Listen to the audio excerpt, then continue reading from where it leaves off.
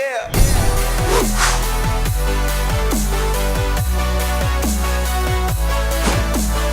Welcome back to the Gridiron Expert, bringing you some of the best college football news, predictions, and analysis. The entire season has led to this moment, the national championship, as number 3 Clemson takes on number 1 LSU down in New Orleans.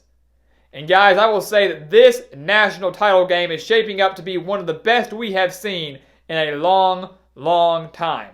It's going to be a fantastic way to end the 150th season of college football and a fantastic way to kick off a brand new decade. Now, Clemson and LSU, they do have a little bit of history between one another, but it has not been recent.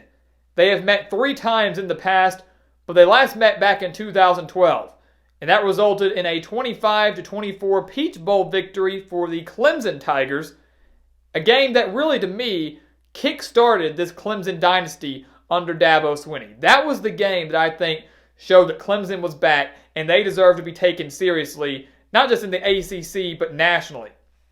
Because since that game, all the way back on New Year's Eve 2012, Clemson is an insane 90-9. They've played 99 games since that Peach Bowl victory over LSU, and the Clemson Tigers have won 90 of them, with 5 college football playoff appearances, 4 national championship appearances, and they have won 2 of those national titles. So Dabo Swinney, once again, creating a dynasty down in Death Valley, creating a dynasty at Clemson. The question is, can the reigning national champions win it again this year against the number 1 team in the country, led by Ed Orgeron, Joe Burrow, and LSU?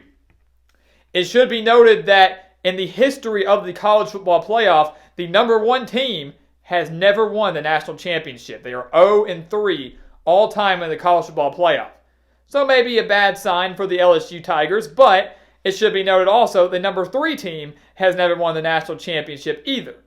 Georgia was the only team to have done that, to make it as a 3 seed, and of course they fell to Alabama. So something is going to change in New Orleans on Monday night. Something is going to change. The number 1 or number 3 team will win, and for the second year in a row, we will have a 15-0 national champion. Before we dive into the stats here, one thing I have to address is that this game will not be a blowout. A lot of people are expecting LSU to come into this game and put the beating on Clemson just like LSU did against Oklahoma, where they dropped 63 on the Sooners. And anybody that believes that simply does not know what they're talking about. This is not going to be a game like that LSU-Oklahoma game. This is not going to be a national championship like that Clemson-Alabama game we saw last year, which was a 44-16 victory for the Tigers. This is going to be a fairly close game. That's why we said this could be shaping up to be one of the best national championships we've seen in a long time. You have a Clemson team that has experience on the big stage, experience in the playoff, experience in the national championship. You have a quarterback in Trevor Lawrence who is 25-0 as a starter with the Tigers. You have a defensive coordinator in Brent Venables who is one of the best in the entire country, leading the number 1 defense in the nation, going up against Joe Burrow and LSU, who have one of the best offenses in the entire nation. So anyone that believes that this is going to be a blowout simply does not know what they're talking about, because Clemson is here for a reason. I think a lot of people will point and say, well, look how much they struggled against Ohio State. And once again, I look at that and say, they came back from 16-0. 16-0, they came back and won that game. That showed the resiliency and really how good this Clemson team is, because not many teams could come back down double digits to that Ohio State team. Many will say, well, look at LSU. Look how bad they won their semifinal game. Well, I hate to break it to you. Ohio State, a much more difficult opponent than Oklahoma in the college football playoff. The Sooners have laid an egg every single season they have made the college football playoff. They have yet to win a game in the playoff. We didn't expect it to be any different this year. That's not to take away from LSU's performance, but to say because Clemson struggled, they're going to get blown out in this game, that's just ridiculous. So it's going to be a close game down in New Orleans, and you need to keep that in mind as we approach Monday's game, the final game of this 2019 season. So offensively, we thought last year was going to be the amazing quarterback battle in the national championship game as Trevor Lawrence, the star-studded freshman, was taking on Tua Tagovailoa. We thought that was the matchup we wanted to see. And while it was great to see them go at it, it was not a great game. Clemson winning that game, as we mentioned, 44-16. This year, you might get to see that quarterback battle we longed to see last season, as Trevor Lawrence, once again, 25-0 as a starter during his time with the Clemson Tigers, is taking on the Heisman Trophy winner in Joe Burrow, the best quarterback in the entire nation. So this is finally going to be the quarterback we're looking to see, the quarterback battle we've been hoping for, and two of the best offenses going up against each other. This is going to be, obviously, the main focus for everybody coming into this game. Clemson and LSU, two of the most prolific offenses in the country. Clemson averaging 45.3 points per game. LSU a little bit better, averaging 48.9 points per game. Joe Burrow and Trevor Lawrence, guys, have combined for 103 total touchdowns. Two players have combined for 103 total touchdowns this season. That is unheard of. That is unbelievable. And Joe Burrow accounting for nearly 50% of that, 55 this season from the great quarterback down in Baton Rouge. But nonetheless, two phenomenal quarterbacks here, two offenses that we know are going to rely heavily on the pass. So that brings us to the question, who's going to be the X factor? You know, we know Joe Burrow and LSU, they're going to sling the ball. They've got a great crew of wide receivers. The same can be said for Trevor Lawrence and Clemson, a great core of wide receivers, maybe second in the nation only to Alabama's core of wide receivers. So who's going to be the X factor for Clemson and LSU in this game? And it might be kind of funny to say that we have the X factors for both of these teams being their running backs. Travis Etienne at Clemson and Clyde Edwards-Helaire at LSU. Those are the two players you need to watch out for in this national championship game. The two players that could be the biggest difference maker offensively outside of these two great quarterbacks.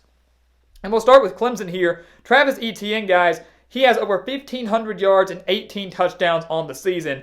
And Clemson as a whole is averaging 246.1 rushing yards per game. So this Clemson offense knows how to run the football, and as they should when you've got such a talented running back in ETN. And remember, Trevor Lawrence showing that he has the wheels, showing that he has the moves, rushing for over 100 yards in that playoff win over Ohio State. But the reason that ETN is such a big factor in this game is not because of his rushing ability. He was shut down in that Fiesta Bowl against Ohio State, only rushing for 36 yards. He's the X factor and will make a difference in this game because of his ability as a pass catcher. If Trevor Lawrence can get the ball out to Travis Etienne, he could be the difference maker and the reason that Clemson either wins or loses this game. You go back and look at that Fiesta Bowl win over Ohio State. Etienne had 3 receptions for 98 yards and 2 touchdowns, one of those being the game winner with just a little over a minute left. We know Trevor Lawrence has one of the best wide receiver cores in the nation with T. Higgins, Amari Rodgers, and Justin Ross. And we expect those 3 players to have a big game against LSU in this defense. But Etienne is the key. If he can remain a major factor in the passing game, whether it's on a screen, whether it's on a wheel route, whatever it may be, then that's going to be a huge boost for this Clemson offense. Or better yet, if he can actually do his job and get some ground game going, if he can run the ball effectively, that will not only open up the passing game for Trevor Lawrence, but might allow Dabo Swinney and this Clemson staff to say, maybe we can run some read options here. If Etienne's running the ball effectively, maybe we can start pulling it a little bit more and have Lawrence take off and run as well. So Etienne, the key for Clemson's offense in this national championship game. The same can be said for Clyde Edwards-Helaire down at LSU. He did not play hardly at all in that victory over Oklahoma, and really they didn't need him to. LSU winning that game 63-28. Helaire only getting 2 rushes for 14 yards. It was wise. We knew he wasn't going to be 100% going to that game. Everybody knew LSU was going to defeat Oklahoma. So Edwards-Helaire, despite the injury, should be rested up and healthy coming in to this national championship game. And when he's healthy, you better watch out because he's dangerous. Over 1,300 yards this season, 16 touchdowns, and averaging 6.6 yards per carry. So the question is, can LSU get some sort of ground game going against a Clemson team that's allowing us a little over 100 rushing yards per game on average?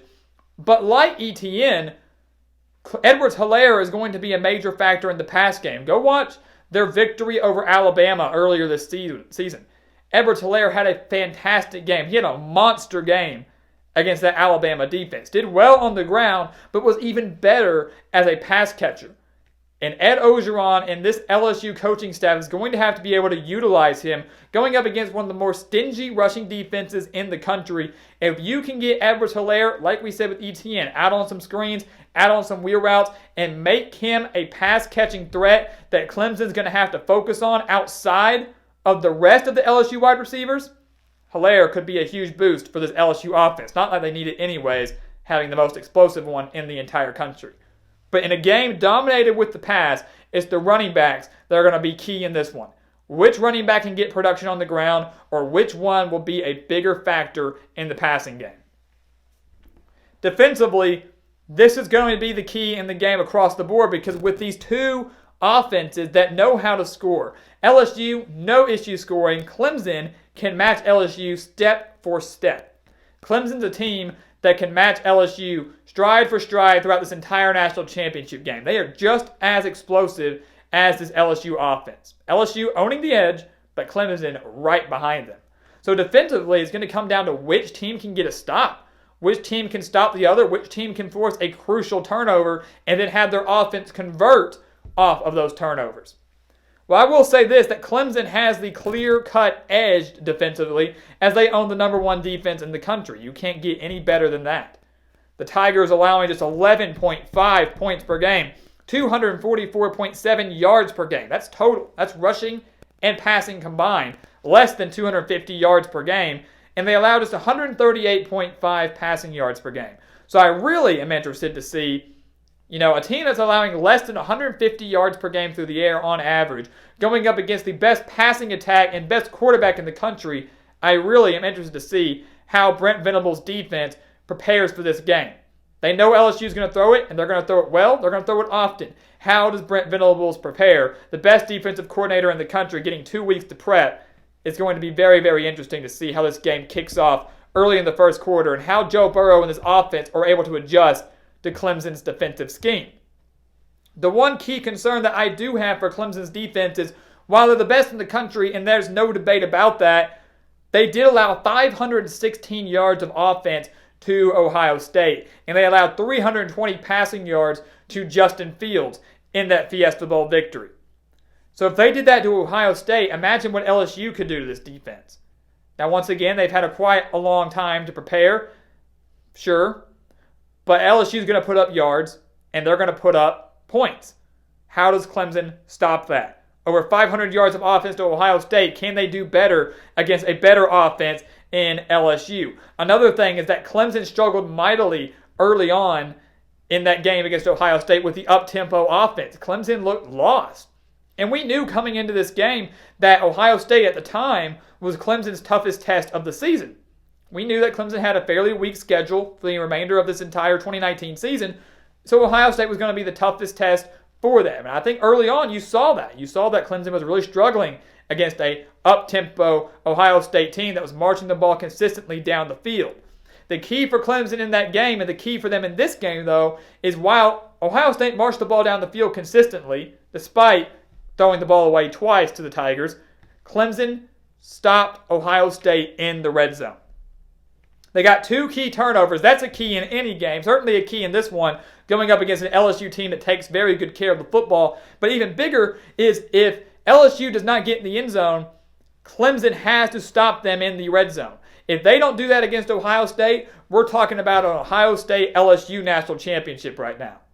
But Clemson's defense really stepped up in the red zone, held the Buckeyes to field goals, and in the end, that's the reason that Clemson's in this national championship game and not the Buckeyes. So Clemson has to do that again against one of the best offenses in the nation here, playing well in the red zone, trying to hold LSU to 3 instead of 7. That's going to be really the difference maker on whether or not Clemson wins or loses this national championship, whether or not they can repeat as national champions.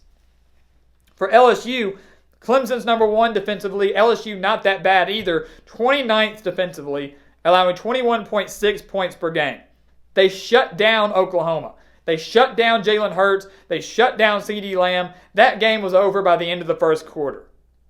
It just wasn't there. It wasn't in the cards for Lincoln Riley and the Sooners.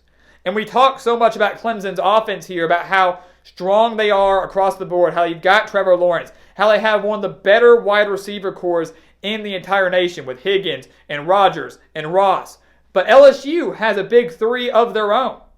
They have 3 players that can match up just as well against those wide receivers of Clemson with Grant Delpit, Christian Fulton, and Derek Stingley, a freshman, mind you. Derek Stingley, a phenomenal player for the Tigers this season, just a freshman. So the future, very bright down in Baton Rouge, at least defensively. So those 3 players matching up against the best 3 wide receivers for Clemson, that's going to be a really interesting storyline to watch. Can Trevor Lawrence and these receivers get any separation? Can they get the ball down the field? If I'm Clemson, I'm going short. I'm going slants. I'm going screens. I'm going curls. I'm not trying to take shots deep, at least not early. Test these cornerbacks later, but not early and often. Clemson has to get down the field because they cannot afford to find themselves down 16-0 to this LSU team. If Clemson gets down that big early, then go ahead and give the trophy to the Tigers of Baton Rouge. I can guarantee you that. So that's going to be the key for LSU there, stopping the offense, stopping Clemson with these 3 cornerbacks that they have. And then the biggest key outside of that is to pressure Trevor Lawrence. Once again, if you go back and watch that Fiesta Bowl victory for Clemson, Ohio State, for the majority of the first half, did a phenomenal job of pressuring Trevor Lawrence, of getting into the backfield, creating negative plays for the Tigers. If LSU can do that and pressure Trevor Lawrence, force him into some mistakes, get some negative plays, get some sacks, whatever it may be, then the game could be over relatively early, just like it was in that game for the Tigers in the playoffs and in the Peach Bowl. So that's going to be the key, pressure Trevor Lawrence. We haven't seen him under duress much this season, but the first time we really saw that was against Ohio State. And until he got that targeting call, until he got popped in the helmet, Clemson's offense was not moving. And I guarantee you, I really feel that if that play had never happened, Clemson, once again, probably would not have won that Fiesta Bowl. So that's the key for LSU. Pressure Trevor Lawrence. Get to him. If you make him uncomfortable, then for the first time in his career, Trevor Lawrence will lose. So who are we picking in the national championship game? We've been predicting games all year long. All the way back in June, we started predicting. Carried our way all the way through the 2019 season. It's our final prediction of the year. And it's the biggest game of the year. For the first time in history, the number 1 or number 3 team will win the national championship. As we mentioned, the number 1 team in the playoff 0-3 all time, the number 3 team 0-1 all time. For the first time, history will be made in that regard. For the second straight year, we will have just our second ever 15-0 national champion, as Clemson and LSU are both sitting at 14-0 right now. The question is, will it be the Clemson Tigers that repeat as 15-0 national champions, or will it be LSU that clinches their first national title since 2008 and finishes 15-0 with Ed Orgeron? That's the million-dollar question, and we are going with the Tigers of Baton Rouge. We are picking LSU to win the national championship over Clemson. And I can guarantee you this. I don't think many people thought that the LSU Tigers would be in this position right now at the beginning of this season. So all the credit in the world to Joe Brady for developing a phenomenal quarterback in Joe Burrow. For Joe Burrow for coming and bringing a national title to Baton Rouge, their first in over a decade. And more than anybody else, Ed Orgeron, who finally got the job of his dreams, who finally got the job he wanted more than anything else. A Cajun at heart, an LSU man at heart, bringing the Tigers back to relevancy and bringing the Tigers back to the top of the NCAA, to the top of the college football world. It's going to be a fantastic game down in New Orleans, but LSU gets revenge. The last time they played a title game in New Orleans, they fell in 2012 to Alabama 21-0. It's not going to happen this year. LSU in a close one upends the reigning national champions, and for all we know, this could start a new dynasty just for a different Tigers team. So guys, thank you so much for watching us here on YouTube. Make sure to like this video. We need your likes, we need your support. So like this video and check out everything we have for you in the description below.